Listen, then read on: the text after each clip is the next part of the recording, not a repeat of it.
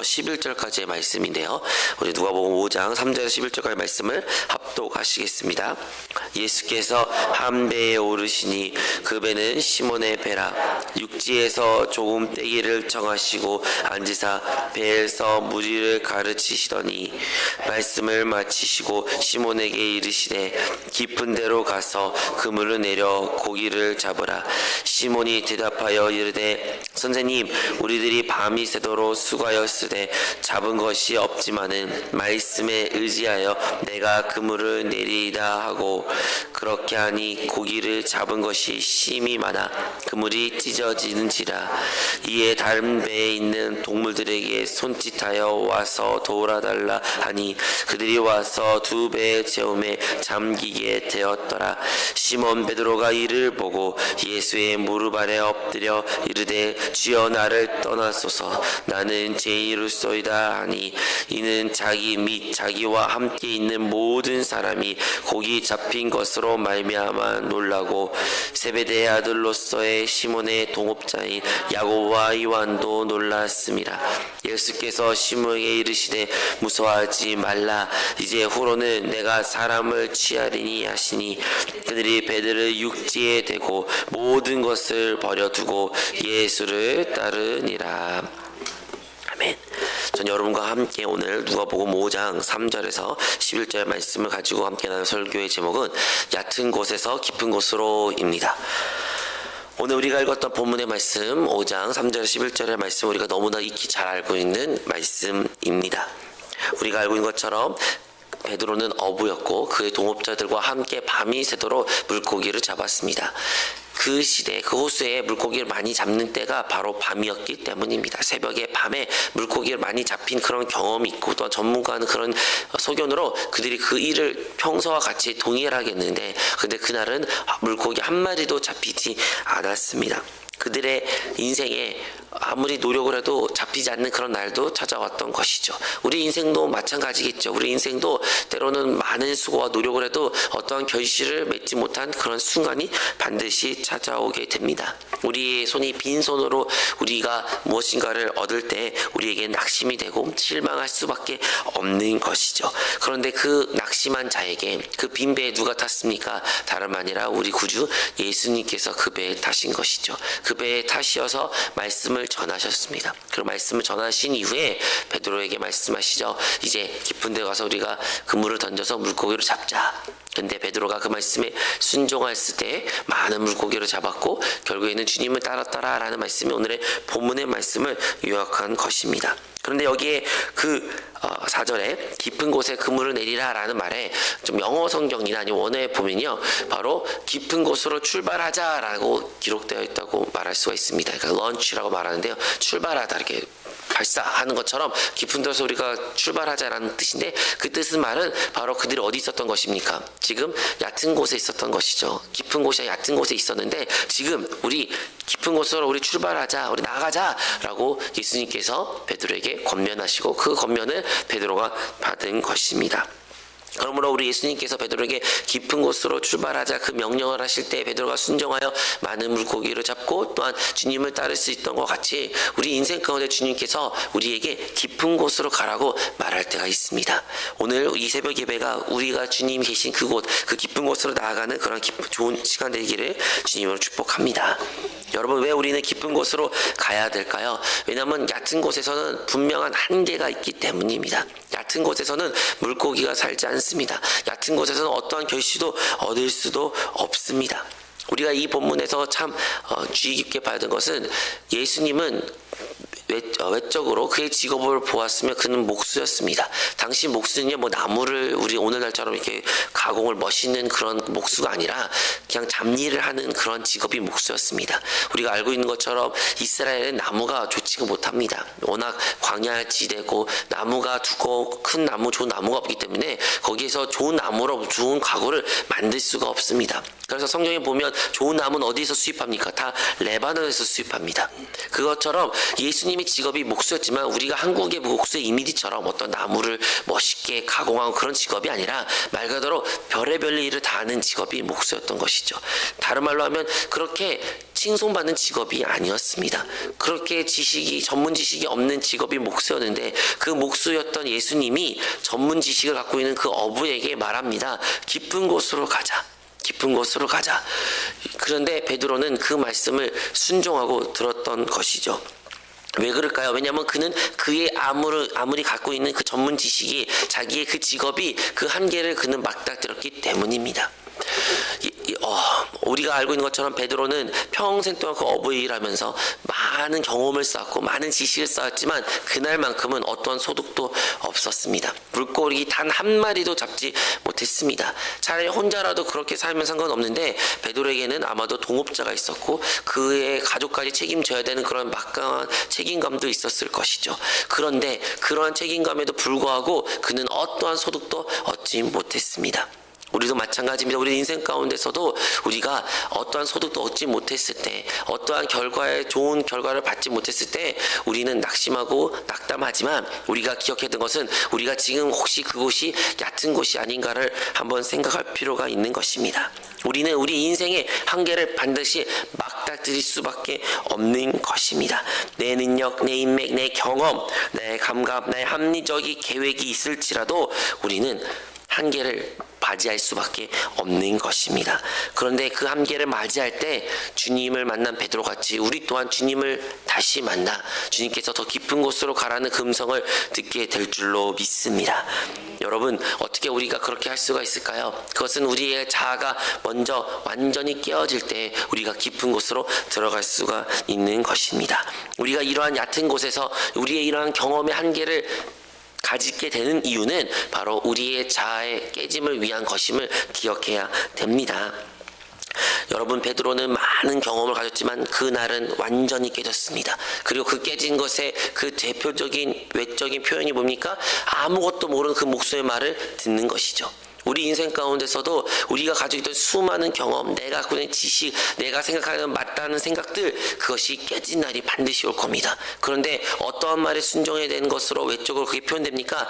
보잘것없는 말도 안 된 그 일에 내가 순종할 때 그것이 진짜 나의 자아가 깨졌다는 것을 외적으로 표출되는 것이죠. 여러분, 성경의 이야기, 성경의 대부분의 인물들은 다 이 과정을 거치게 됩니다.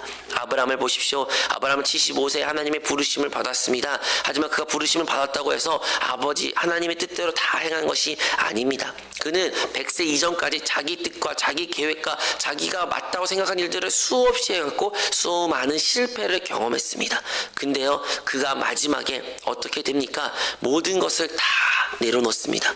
정말로 이제 마리아가 아니라 사라가 잉태할 수 없는 그런 몸인데도 불구하고 하나님께서 너에게 아들을 주겠다 그 약속 말씀을 이제는 그냥 아멘에서 받아들였습니다. 그런데 말이 안 됩니다. 인간적인 경험으로 있을 수 없는 일입니다. 그런데 아브라함은 순종했습니다. 그리고 그 순종, 그 자아가 완전히 깨졌을 때 그에게 하나님께서 이삭을 허락해 주신 것이죠. 여러분, 야곱은 어땠습니까? 야곱은요, 자기의 꾀로 자기의 가지고 있는 능력으로 성공하려고 노력을 했습니다. 부단히 성공한 것처럼 보입니다. 하지만 항상 끝은 죽지 못했습니다. 결국에 형에서부터 도망가는 신세가 되었고, 자기의 삼촌인 라반 집에서도 결국에 도망갈 수밖에 없었고, 결국에 아무리 재산을 많이 빌렸다 한들 모든 것이 빼앗길 수 있는, 잃어버릴 수 있는 순간을 그가 찾게 된 것입니다. 근데 그가 야복강에서 하나님께 온전히 자기 자신을 깨뜨리고 또한 한복했을 때 그의 이름이 변화되었고 나중에는 바로를 축복할 수 있는 그런 사람이 됐던 것을 우리가 알 수가 있는 것입니다. 요셉도 그렇습니다. 요셉도요, 하나님이 받는 비전, 꿈이 있었습니다. 하지만요, 그는 그 꿈이, 그 비전이 자기 생각과 계획대로 될 거라 믿었습니다. 그렇기 때문에 자랑스럽게 자기 형제들에게, 자기 부모에게 자기 꿈과 비전을 아주 당당하게 말했던 것이죠. 그런데요, 그는 결국에는 그 모든 것을 이룰 수 없는 그런 절망적인 상황 가운데 놓이게 됐습니다. 죽기 살기라는 그 기로에 놓일 수밖에 없는 인생의 실패라고 볼 수밖에 없는 순간에 놓였을 때도 그는 결국에는 모든 것을 포기하고 자기의 자아가 온전히 깨어졌을 때 하나님께서 도리어 거꾸로 그 감옥에서 그를 구출하였고 그를 바로의 총리를까지 세웠던 역사를 우리가 알 수가 있습니다. 모세는 어떻습니까? 모세도요, 그가 40살 때 정말로 능력이 있을 때 반대로 가장 처참하게 실패를 경험하고 이제 40년 동안 광야 생활하면서 80세까지 이제 노인이 되어 아무것도 할 수 없는 그때 하나님께서 부르셨습니다. 그는 자기 입으로 말합니다. 저는 말도 못합니다. 저는 능력도 없습니다. 네, 그는 아무것도 못하는 존재였습니다. 그럴 때 하나님께서 그를 부르셨고 그를 사용하셨고 그리고 이스라엘 백성들을 구원해내셨습니다. 이처럼 성경의 수많은 인물들이 하나님께 쓰임받는 자가 누구냐? 다름 아니라 철저하게 자기 자신이 자아가 온전히 깨어진 자들을 하나님께서 사용하십니다. 나의 능력, 나의 계획, 나의 가진 그 모든 것이 아무리 선하게 보일지라도 세상 사람들의 칭송받을 만한 것일지라도 하나님께서 그것을 온전히 깨트리십니다. 그것을 깨트림을 당할 때 우리에겐 아프고 슬픔처럼 보이지만 그때 우리가 주님을 만나는 때입니다. 여러분, 베드로가 언제 주님을 만날 수 있었을까요? 그가 물고기를 한 마리도 잡지 못했을 때, 낙심하고 실망하고 돌아왔을 때 주님을 만나게 된 것입니다. 반대로 말하면 만약 그날 밤에 베드로가 물고기를 잡았고 그것이 많든 적든 그 물고기를 잡음으로 말미암아 그 물고기를 처리해야 되고 그물을 다시 씻어야 되는 그런 과정에 있었다면 그는 예수님을 만나지 못했을 것입니다. 역설적이라도 한 마리 잡지 못했기에 그 배가 비었기에 예수님을 모실 수 있었던 것이죠. 그 빈 배에 예수님이 들어오신 것입니다.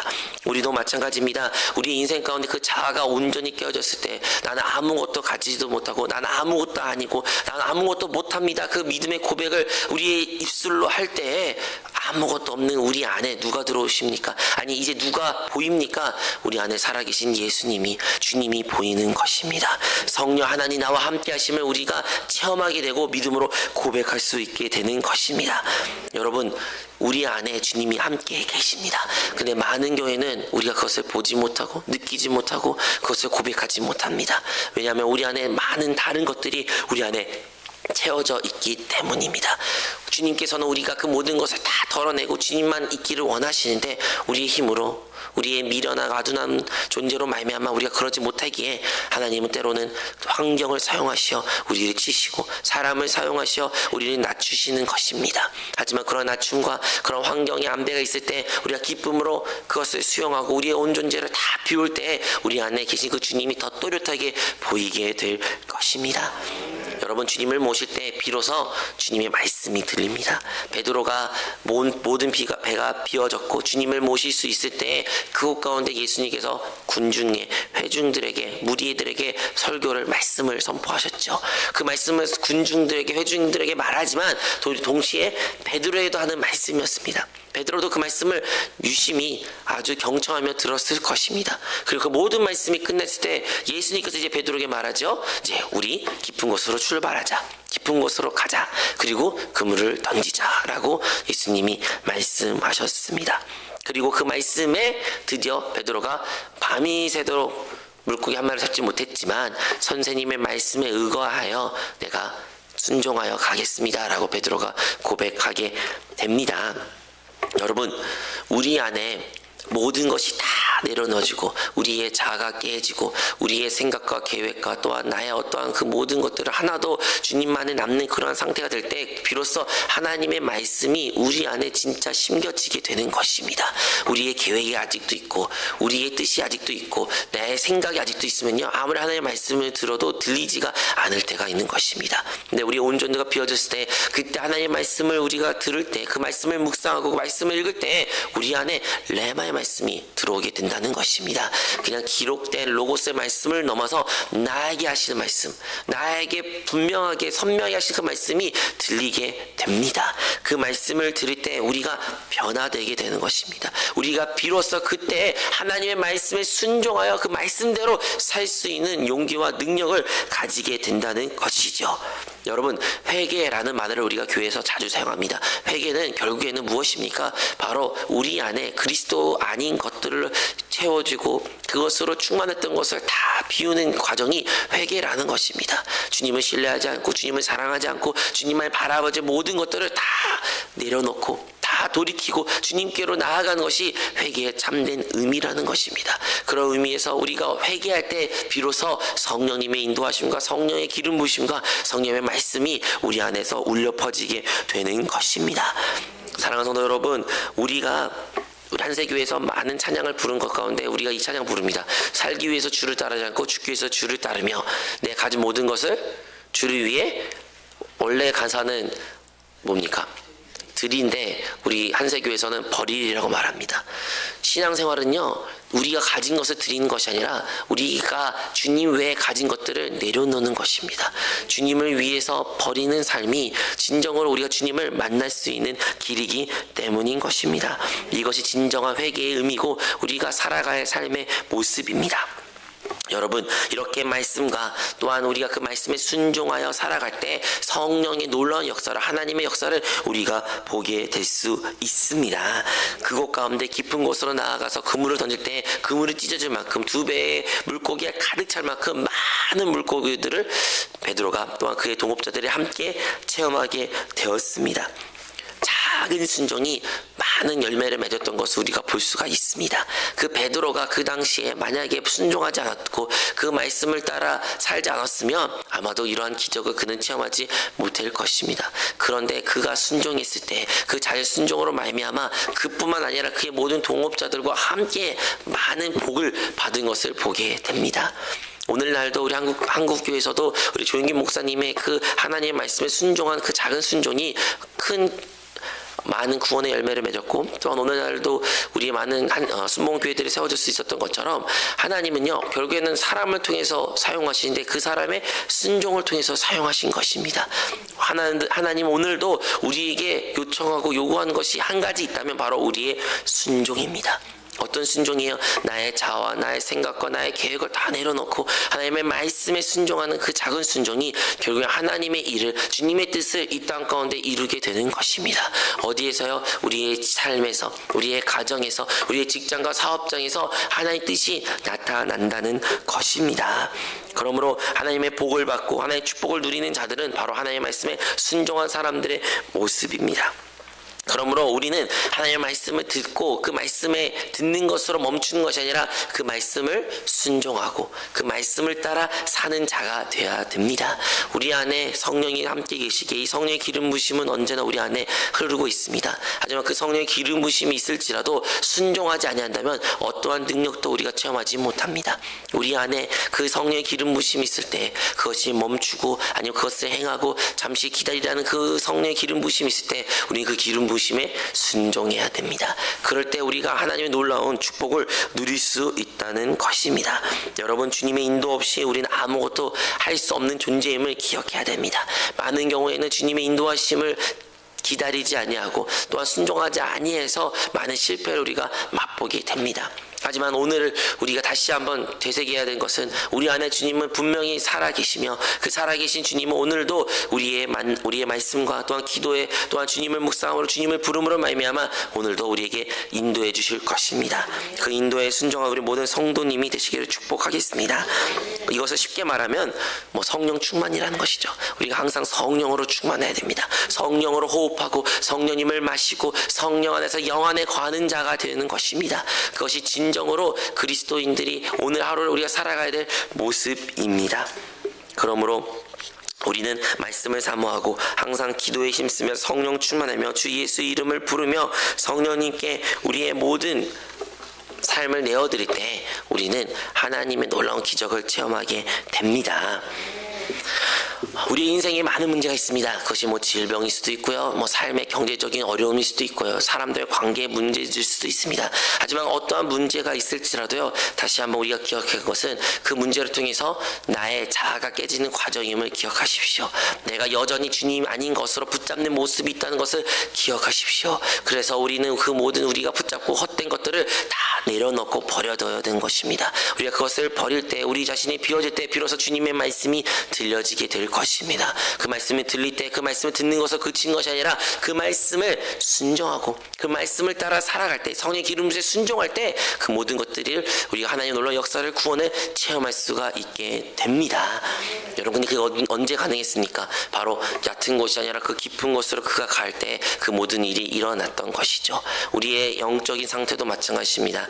우리가 신앙생활을 했을 때 많은 경우는 우리가 영적으로 얕은 곳에 있을 수도 있습니다. 됩니다. 아니, 오늘 하루를 시작할 때 더 깊은 곳으로 나아가기보다는 얕은 곳에 내가 알고 있는 그 수준에 머물 수도 있는 것입니다. 베드로는요, 유대인이었고 유대인은 하나님을 알았습니다. 하나님 아는 것에서 그친 것이 아니라 그는 예수님을 만나야 됐고 예수님을 구주로 그리스도로 영접해야 됐던 것입니다.